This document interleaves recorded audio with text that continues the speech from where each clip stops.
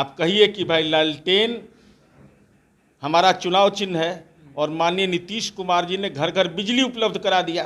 कम से कम चुनाव परिणाम आने तक अपने घर का बिजली का कनेक्शन कटवा लीजिए और घर घर में लालटेन लगा लीजिए, तब जानेंगे कि जनता आपकी बात मानती है। 100 हाउस होल्ड में भी आप लालटेन नहीं लगवा सकते बिजली कटवा करके। इसलिए माननीय तेजस्वी यादव जी, हम आप ही से जानना चाहते हैं कि आप भी 20 महीना सरकार में रहे, कितने रोजगार के अवसर आपने सृजित किए?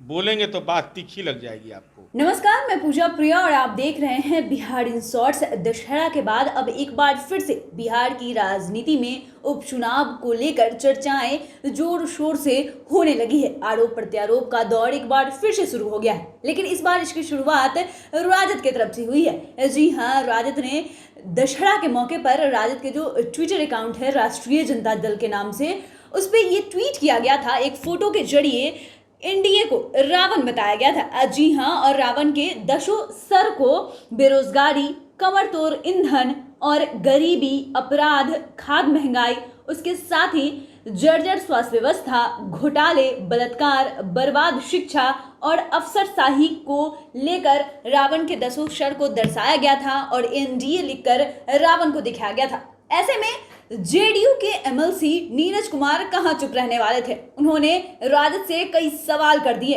और साथ ही तेजस्वी यादव को ट्विटर बबुआ कह दिया। और क्या कुछ कहा है, पहले आप वो सुनिए। ट्विटर बबुआ है, उनसे क्या उम्मीद करेगा? बिहार की राजनीति में समय है नहीं। अब बेचारे जैसे हुआ, अब चल दिए दिल्ली। सब लोग पर्व त्यौहार में कहाँ रहता है? घर में रहता है। छठ में, दशहरा में, होली में, ये सब चल जाता है बाहर।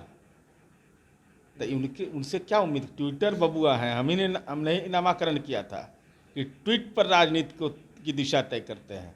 तो एहसास तो होगा ना आपको। चले जाइए तारापुर, चलाइए जाइए कुशेश्वर स्थान, जहाँ फिरौती के लिए अपहरण का धंधा चलता था, जहाँ सीमावर्ती इलाके में लोग दिन में भी जाने में डरते थे। आज तो सड़कें बन गई हैं, बिजली घर घर आ गया। इसलिए तेजस्वी यादव, कृपा करके ट्वीट करिए। आपके ट्वीट का आपके समर्थकों पर बहुत असर पड़ता है, जैसा आप दावा करते हैं। आप कहिए कि भाई लालटेन हमारा चुनाव चिन्ह है और माननीय नीतीश कुमार जी ने घर घर बिजली उपलब्ध करा दिया। माननीय नीतीश कुमार जी के कार्य से हमको मतभेद है, तो कम से कम चुनाव परिणाम आने तक अपने घर का बिजली का कनेक्शन कटवा लीजिए और घर घर में लालटेन लगा लीजिए, तब जानेंगे कि जनता आपकी बात मानती है। अगर 100 घर भी आप पूरा कर दीजिएगा तेजस्वी यादव, मैं चुनौती देता हूं, पूरे निर्वाचन क्षेत्र में 100 हाउस होल्ड में भी आप लालटेन नहीं लगवा सकते बिजली कटवा करके। चूँकि सबको एहसास है कि माननीय नीतीश कुमार जी ने घर घर बिजली उपलब्ध करा दिया, हर खेत तक बिजली उपलब्ध करा दिया। आप तो उस लालूवाद विचारधारा के हैं जहाँ लालटेन जलता था, जहाँ पर अपराध का दौर था। आज चरवाहा विद्यालय का दौर था। आज वहाँ पॉलिटेक्निक, एएनएम इंस्टीट्यूट और नवोदय विद्यालय कि बिल्डिंग और बच्चे वहाँ पढ़ रहे हैं। ये बदलाव हुआ है। तेजस्वी यादव तो कहते हैं कि आप लोगों ने युवाओं को ठगा है, युवा बेरोजगार हो गए आप लोग के शासन। कैसे? यही तो हम उनसे जानना चाहते हैं। माननीय तेजस्वी यादव जी, बिहार की 12 करोड़ आबादी, आपने दावा क्या किया था? 10 लाख। कितना परसेंट है? कितना परसेंट है? ये हवाबाजी जो कर रहे थे आप, जरा बताइए ना। कितने लोग, अभी तो बीपीएससी अपडेट हो गया बिहार में, किसी को ज़मीन लिखना पड़ा है, कोई संपत्ति बेचा है। इसलिए युवाओं को रोजगार की पात्रता विकसित करने के लिए हमने जो अवसर दिए हैं, उसका एहसास आपको तारापुर में भी हो जाएगा। स्टूडेंट क्रेडिट कार्ड हमने समाज के विभिन्न तबकों को, आप तो संपत्ति क्रेडिट कार्ड के पक्षधर रहे हैं। इसलिए माननीय तेजस्वी यादव जी, हम आप ही से जानना चाहते हैं कि आप भी 20 महीना सरकार में रहे, कितने रोजगार के अवसर आपने सृजित किए? बोलेंगे तो बात तीखी लग जाएगी आपको। तेजस्वी यादव बोलना नहीं चाहते हैं। रोजगार जैसे सवाल, संवेदनशील सवाल पर जब मर्जी करे, देश के विमर्श में आप पूरे बिहार की जनसंख्या और क्षेत्रफल को मानक मान करके जहां मर्जी करे, हमारा जनता दल यू का पंचायत अध्यक्ष सक्षम है आपसे बहस करने के लिए। अपने अपने पंचायत की इकाई को मान लीजिए।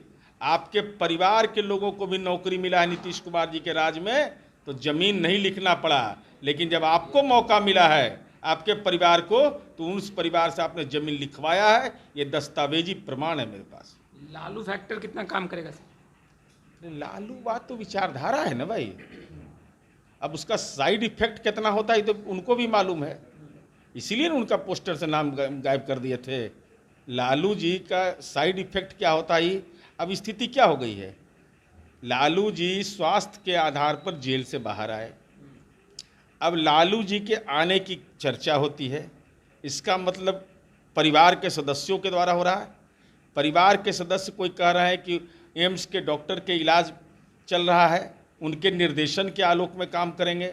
दूसरा कोई विदेश से दावा कर रहे हैं कि नहीं वो आएंगे।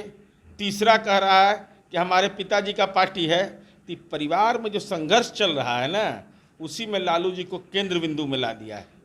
ऐसे लालू जी की उपयोगिता उनके परिवार के लोगों ने ही 2020 के विधानसभा चुनाव में उनकी राजनीतिक उपयोगिता खत्म कर दी थी। तो आपने देखा कि किस तरीके से उनका कहना है कि तेजस्वी यादव बस ट्विटर की राजनीति करते हैं और जब भी कोई पर्व या त्योहार रहता है ऐसे में हम लोग घर पर रहते हैं, लेकिन तेजस्वी यादव और उनका परिवार दिल्ली भाग जाता है। साथ ही उन्होंने जिन दो सीटों पर चुनाव होने वाले हैं, उपचुनाव होने वाले हैं विधानसभा का, उस पर भी उन्होंने तंज कसा है। उनका कहना है कि पहले जाके वो पता कर ले कि कैसे कुशेश्वर स्थान और तारापुर में पहले अपहरण, डकैती और चोरी का अड्डा था, अब वहां चीजें बेहतर हो रही है।